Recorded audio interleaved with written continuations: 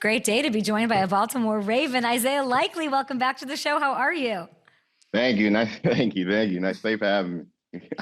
How'd the Preakness go last weekend? It was smooth. Yeah, it was my first time now. I mean, I seen everybody. Seen my little twin, little Zay. Came with my fiance. Seen a couple players there. It was definitely a vibe. Yeah. Tell me who was there. What was it like? What was the experience like? Had a couple coaches there. Had a couple horses. I bet on Sandman. Unfortunately, I lost. So did I at the Derby. Yeah. So I had fun out there. My first time. I mean, seeing Lil Zay came in. Always fun to see my little twin. Always with him. Seeing little Keaton. A couple others. I saw Cam Newton. It was cool. Oh. Yeah, he was there, and a couple other players. God, Sandman took all my money. You just brought back like some PTSD for me from Derby weekend. That was not fun. Well, it sounds you looked great. Sounds like you had a great time. Isaiah, yeah. I saw this Twitter post from a few weeks ago. I want to help you pick the next digits. Okay, you were number 4 in college. Yeah. Keep bringing up Lil Zay. That belongs to Zay. Where's our head right now? So I tweeted out, I really just wanted to see, what the flock was going to tell me. I mean, I like 80. I mean, obviously, because I wore 4, so it's double 4 and then added 0 at the end. I mean, that's always what I like to do. But, everybody told me probably time to get a single digits, but I don't know. I mean, I keep my mind open. We'll see how it goes.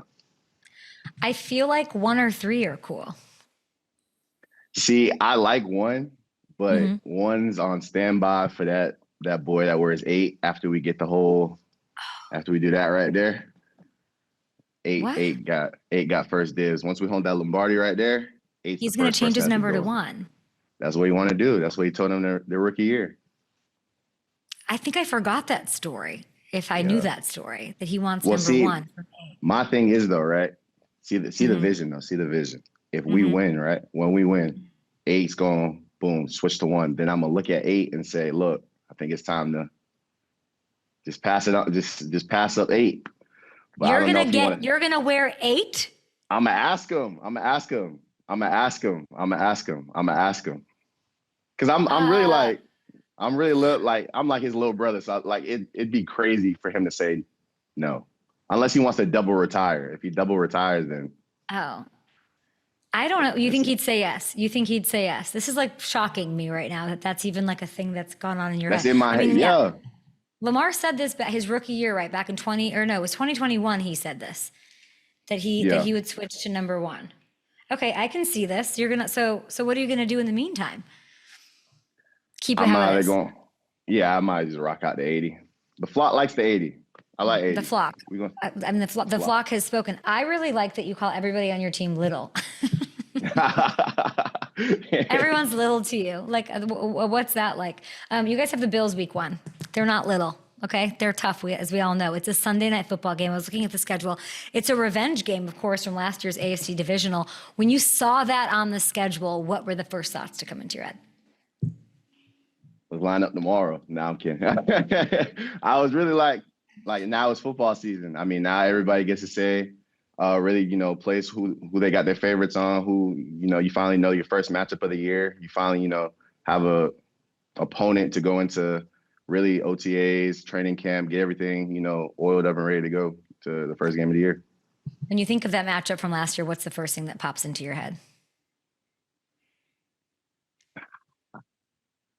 Line it back up. That's the only thing I could really say. Yeah. I mean, I'm one of those, like, I've always, I'd rather just get out there and, like, let's do it in between the lines. I'm not really trying to go back and forth on the tweet, I'm trying you're to looking ahead to week 1, and that's Ravens at Bills, I believe, on NBC. Big treatment. Last time you were on Primetime week 1, you did this. Let's I know you don't want to revisit that. Let's please revisit this. This is your 49-yard clutch touchdown in the 4th quarter. Walk me through this. Okay, so I really started on the left side of the field. I ran like a delayed under, and then while I'm looking at L, I'm thinking he's gonna hit me now. Seeing that, I forget who was running with me, and I see him screaming out the pocket, so I turned up, and I'm always throwing my hand up. L knows right, wrong, or indifferent. I'm always throwing my hand up in a scramble drill just to make a crazy play. So when I was running down the field, he kind of like threw a back shoulder-ish ball because he seen Bolton's head wasn't turned. I caught the ball, gave a stick to the sideline, seen Zay. It's always, one thing about me and Zay, we always gonna find each other, try to make a block down the field. So I seen Zay blocking down the field, so I'm running down the sideline, and I seen Six running full speed, and I was like, let me just see how this look, and I just stopped, watched him run by, scored. Selly. Selly, you're too big to be that fast. What would you say to that? You're too big to be that fast. See, you say that. Some people call me little. Some people call me big. It's like it's a little in between. So I feel like, whenever the ball's in my hands, I'm trying to go the distance. I'm trying to I'm trying to put 6 on the board every time, no matter where I am on the field. Who's calling you little? Thor? A transformer? What are you talking about? Who's calling you little? I mean, sometimes we got divisional people, so sometimes when 80 has to go on the line and you go to Cleveland, see Big 95 out there. It's kind of a little height. He about 6'6", 6'5", a little 6'4". Gotta look at it like that, a little sometimes like that. Or if you look at it like, okay, Isaiah's out there with the ball in his hand, I'm stiff arming, I'm jumping over, I'm doing all types of everything. That's when I'm like in my mode. Does Myles Garrett call you little? Isaiah, does Myles Garrett call you little? I hope he does it. I mean, I feel like I'm not little. I hope he doesn't call it on my spare time. So Bill's not the only one you're looking forward to. Of course, KC. We remember how that one ended. What cleats will you wear this time? White ones? I don't know. See, I feel like everybody's waiting for me to wear the white cleats, but in my head, just being the bad little kid, I want to wear black ones again and score that same way. Now you just called yourself little kid. Look what you just did.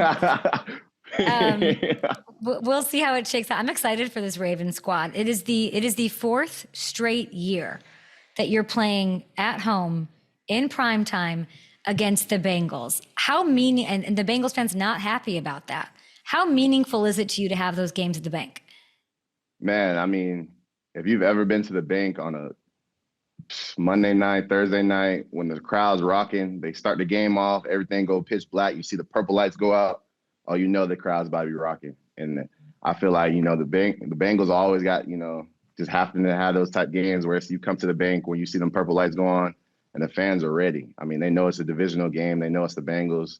They don't like us. We don't like them. And we love the atmosphere. We love playing at the bank because now we get to just tee off and have fun and have the crowd on our side as well. Do you know that Bengals fans are upset about this? Have you heard about this? I seen a little clip. I mean, from Joe saying that he wants a game in Cincinnati out there on primetime. What do you think of that? I mean, I don't even know what their stadium's called. I just know, when you come to the bank, in primetime television, I mean, that's just somewhere nobody else want to be. You don't know what their stadium, you just gave bulletin board material to Joe and company. Look what you just did. I thought you were going to say, yeah, we'll go there and we'll beat you all the same. I mean, that's just common knowledge. I just didn't know their stadium. Gosh. I just know the bank.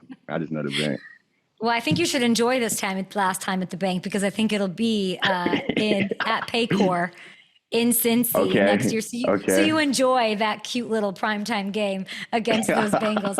You have the third highest missed tackle rate, Isaiah, among tight ends last season. Congratulations on such a beautiful year, evident by that touchdown we just looked at against Kansas City. And I mean it with the big how are you so slippery at 6'4", 247? How? Really just always priding myself on trying to make the first man miss. I mean, just always giving an outlet to, or a quarterback, just never be wrong. I mean, try to have, when the ball's in my hand, never have the first guy tackle me and always try to force a first down. I mean, that's always the mantra when I get the ball in my hand, always trying to, see green grass and make a explosive play for the offense, spark really the excitement in the crowd, excitement in the offense, and make really the team go. Third highest missed tackle rate. I feel like, do you want me to I'm sure you saw that graphic. Do you want me to just print that out and send it to DaCosta for your deal? Because you're on the last year of your rookie deal, Isaiah. What's the conversation? We'll see, man. I mean, the flock knows I love him. I mean, I love being here. I love being a Raven. I don't try to, think about last year deal. I let my agent take care of that with, the Ravens front office. I just try to go out there, ball, put everything it is on film, and get, everybody is that I got.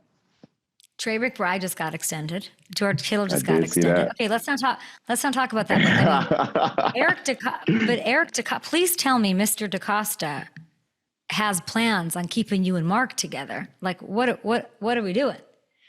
We here. I mean, the roster is here. I mean, you see me in 89 out there on the roster. I mean, I love Big Dog, Big Mark. That's my big brother. I mean, everything I got, coming into the league, from, blocking in the passing game, recognizing coverages from Big Bro Mark.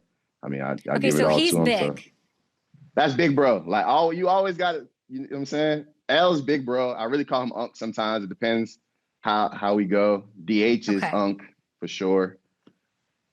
No, but, Isaiah, I don't know because I'm 5 feet tall and I've never called anyone. Literally my 8-year-old niece Maya is lapping me. She's about 5 feet tall. So I've never had that problem of deciding who's tall and who's not. What has Big Bro meant to you? What has Mark meant to you? Everything. I mean, I feel like rookie year when you go into the league, a lot of, young guys are with the mixed signals of how veterans or OGs are going to talk to you. Are they going to be pushing you off to the side? Are they going to let you learn by yourself? Are they going to, look at you as less? And I feel like I had the complete opposite. Mark welcomed me and Charlie when we got drafted with open arms, showed me the way, showed me how to be a pro's pro, whether I was treating my body, watching film, really just how to practice, and really just showed me in game, always take it one play at a time. Don't always try to look at the ups and downs of the game. Just always just keep your feet where your feet are, and really just let your talent shine. Do you two text each other about E-tone? E-tone. You didn't say. What's E-tone? You're a quarterback, 8, soon to be 1, made his acting debut. Yeah. Okay. This is E-tone on the show Power. Did you see this? I seen the. You threw me for it. Yeah, I have seen E-tone. What did you think? I told him he need a little work. I mean, obviously, I'm his acting coach, so I tell him where he could do better, what he could do. Tell him. I mean, I just told him a little bit. Just relax. You ain't got to be all the time. Just relax a little bit out there. Wait, I didn't know that you were the acting coach. So what is a show that you'd like to cameo in? I mean, man, what show do I want to cameo in? I'm thinking of being on Planet of the Apes, just because you see my Twitter handle, Doug Gorilla. So I feel like that's just my movie right there. So if Planet of the Apes come out with a movie, I feel like I should be the starring role. Yeah, and you'll be loose with it. Unlike, I've never heard somebody, that's the first time anybody's ever said that Lamar Jackson isn't loose, isn't like doing his thing. He's just got to get better every day. Lamar, everyone is picking Lamar, anointing Lamar as the savior for Team USA. Because of course, Olympic flag, NFL players, LA 2028. That's true, right? I can't think of one player who would be more apt to bring home gold for Team USA. He's the gold flag quarterback, right? For sure. I feel like, I'm a little biased because I feel like him and Zay, like if you put them two out there, I feel like that's just all you need right there. Just him and Zay just out there running around, stopping on a dime, making everybody miss. It's just going to be a little too unfair. I mean, just watching him practice, watching the game. It's interesting because everybody's picking like their favorite speedy players or small players, Tyreek. But you bring up an interesting point that you should probably have somebody that has chemistry. You should probably have a quarterback and a player that they can, that's the advantage, right? That they can go out there and it's seamless. So I like the idea of Lil Zay and Lamar rocking that. And you got to work your way into that too as an option since you are so quick. For sure.